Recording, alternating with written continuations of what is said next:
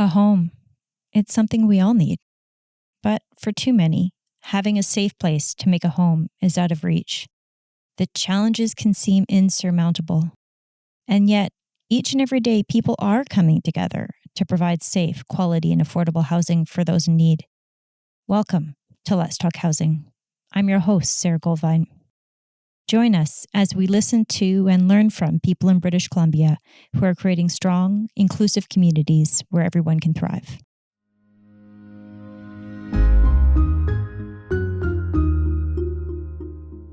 Hello, and welcome to Let's Talk Housing.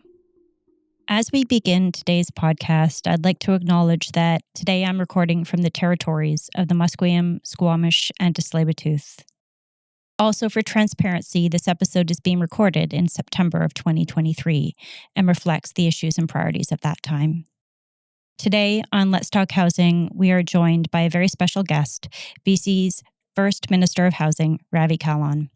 Minister Kahlon was first elected as a member of the BC Legislative Assembly for Delta North in May 2017. He served as Parliamentary Secretary for Sport and Multiculturalism, as Parliamentary Secretary for Forest, Lands, Natural Resource Operations and Rural Development, and as Minister of Jobs, Economic Recovery and Innovation, before being appointed as Minister of Housing in December 2022. Minister, welcome to Let's Talk Housing. Hey, Sara, thanks so much. Thanks for having me. And I'm speaking to you today from the traditional territory of the Coast Salish people, and in particular the Tsawwassen and Musqueam nations. And just awesome to be on the podcast. It's wonderful to have you here. So, Minister, it's been about 10 months since you were appointed as Minister of Housing and the very first dedicated Minister of Housing here for BC. Tell us, what was your reaction when Premier David Eby called you up and asked you to take on the role? Well, I always joke that when Premier Horgan called me in the middle of the pandemic and said, you're going to lead the economic recovery, I didn't sleep for 2 weeks. And then when Premier Eby called me and said, now you've got housing, I also didn't sleep for 2 weeks, because the truth is that two things are interconnected. You can't have a strong economic recovery without adequate access to affordable housing. And so I saw the continuation of it, but I also knew the great challenge that we have ahead. And, I love the role. It's stressful. It is exciting. There's so many amazing people in this space.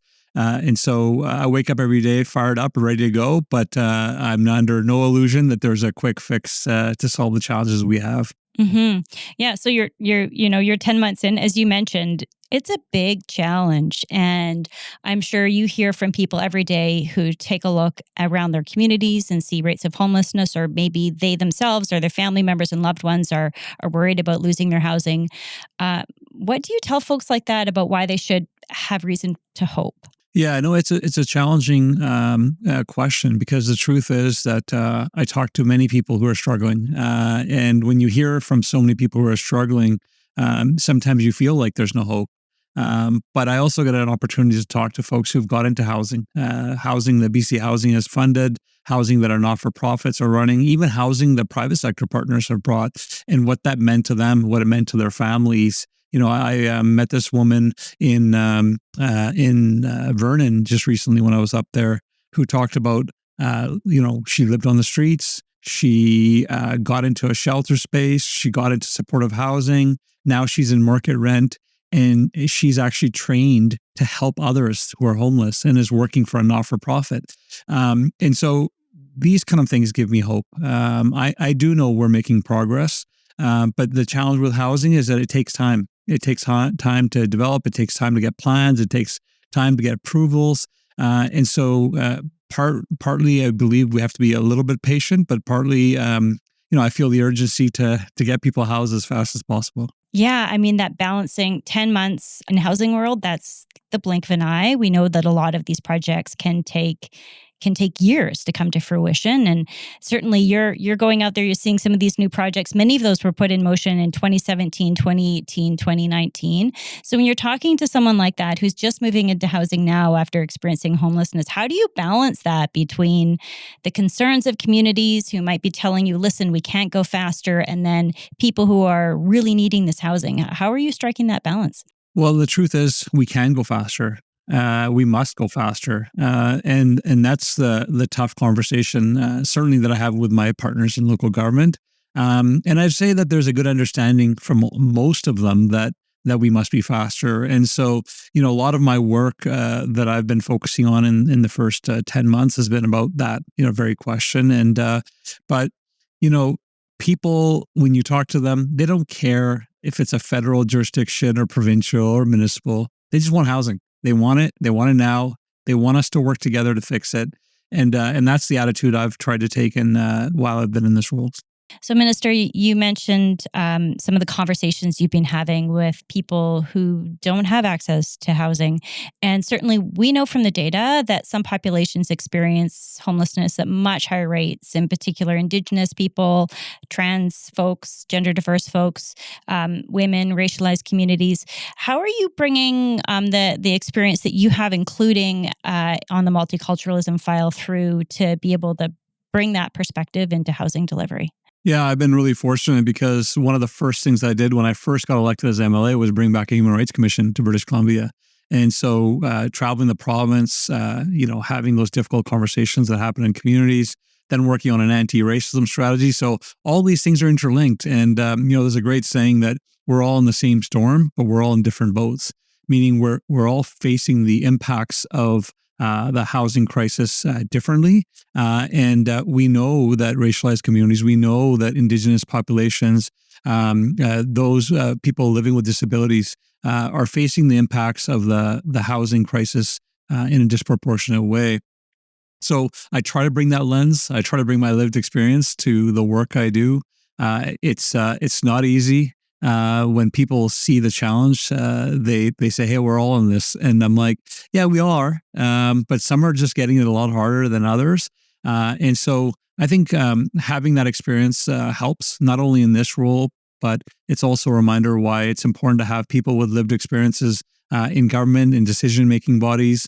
Because it's not a one-time thing. It's you bring it to every kind of conversation that you have. So, Minister, you mentioned that while we're all in this together, we certainly are, and all in different boats. And in British Columbia, we've just come through a very intense wildfire season, and we've seen the disproportionate impact of that on people without secure housing.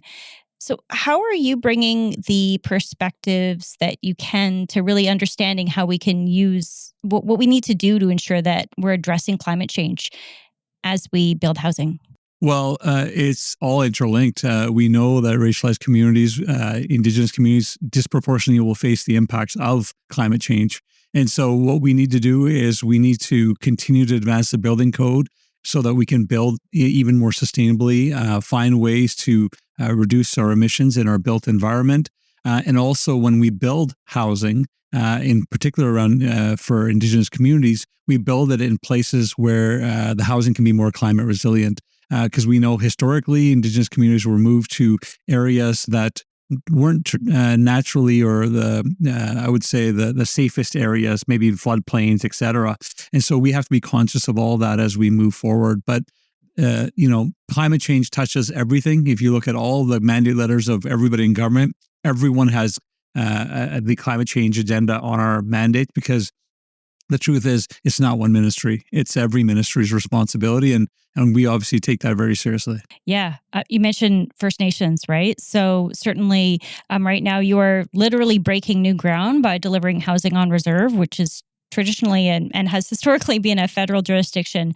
What does it feel like to be really breaking new ground in that way in terms of delivering housing in new ways? Well, we are the only province in the country that's building on reserve.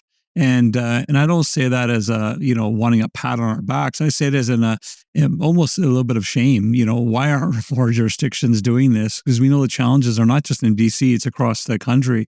Recently, I met with my federal counterparts, and I said to them, "We're doing this. This was not traditionally our space. This is supposed to be the federal government space. We're doing it because we can't wait anymore. Because every day that goes by where that housing isn't being built, it's putting more and more people into vulnerable situations. It's pushing more people to come into city centers, looking for housing opportunities, looking for other opportunities.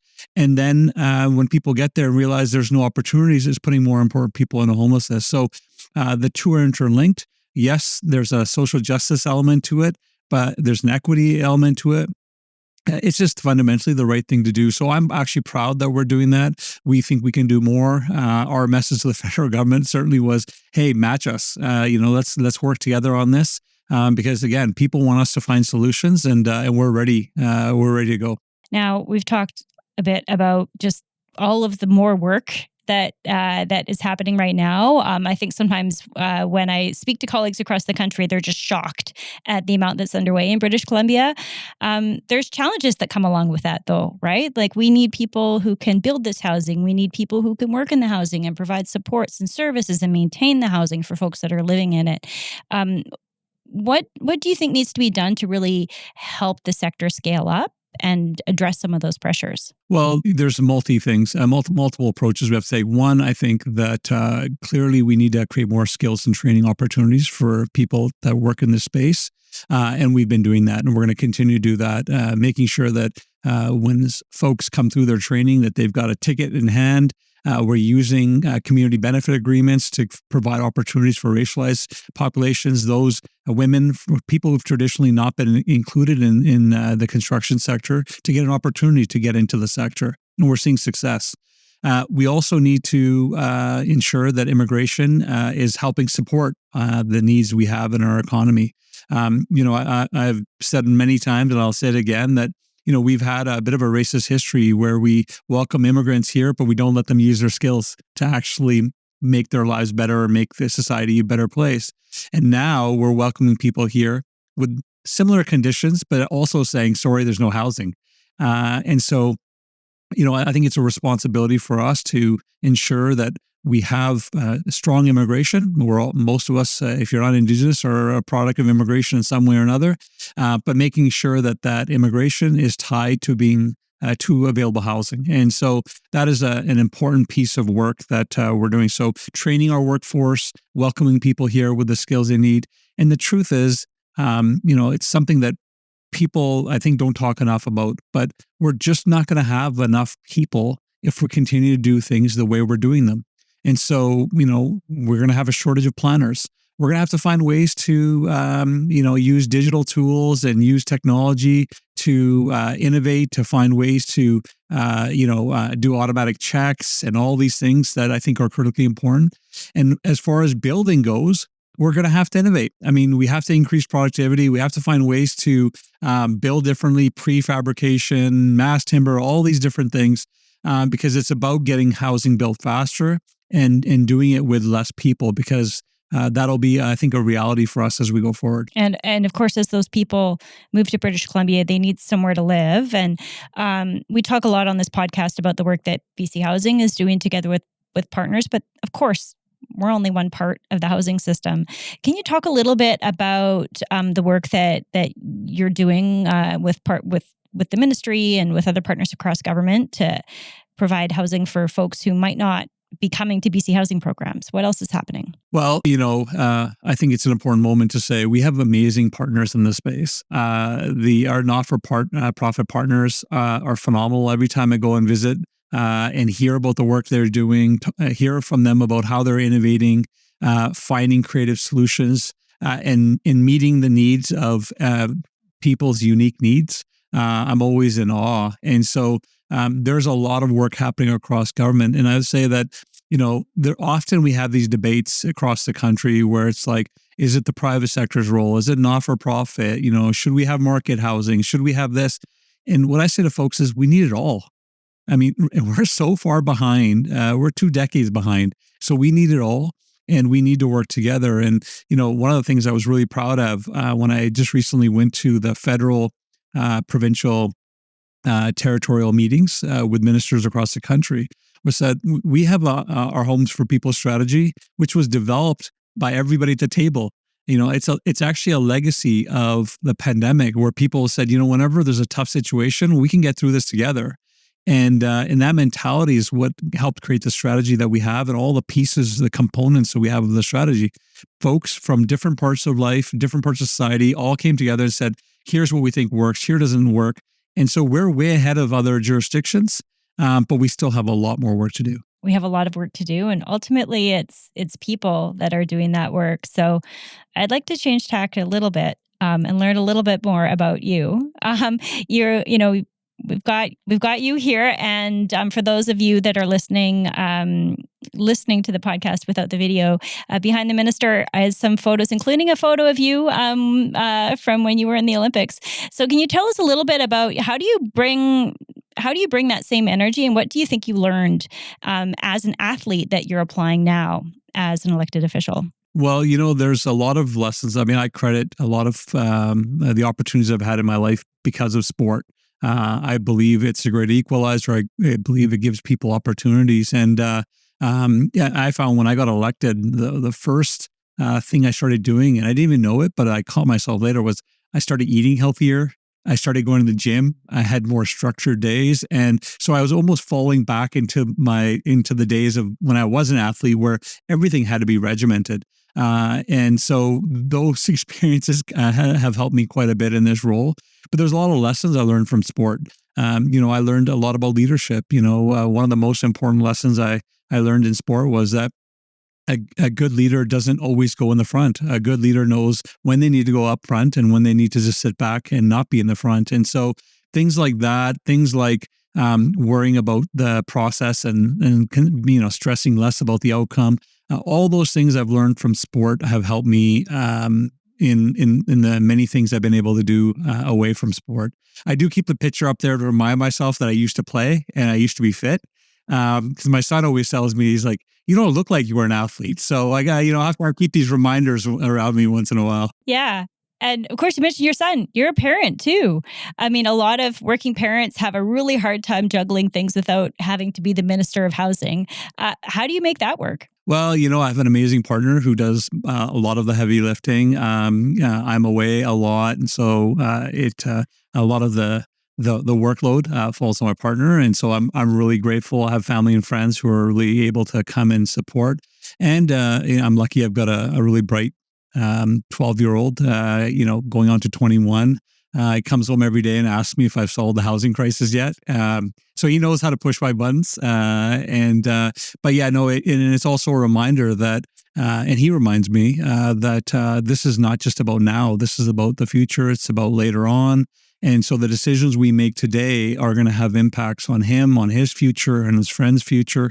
And so, yeah, I feel grateful, but at the same time, I know every day we got a lot of work to do, and but I'm keen to get going on it. Yeah. So we do have a lot of work to do, and a lot of these changes, as you mentioned, they are about the future. And I know you are in some intense conversations. I'm sure you get a lot of pressure every single day from communities and from individuals to do more. For most people, that would be exhausting. But I've seen you enough to know that somehow your energy is almost always high. It is right now. How do you keep your energy up and keep on stepping into this role every day?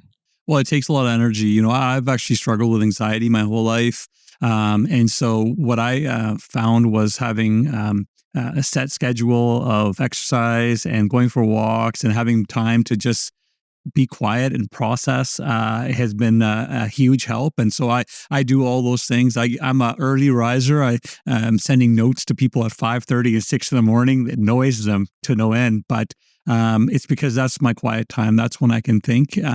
And I think that's vitally important.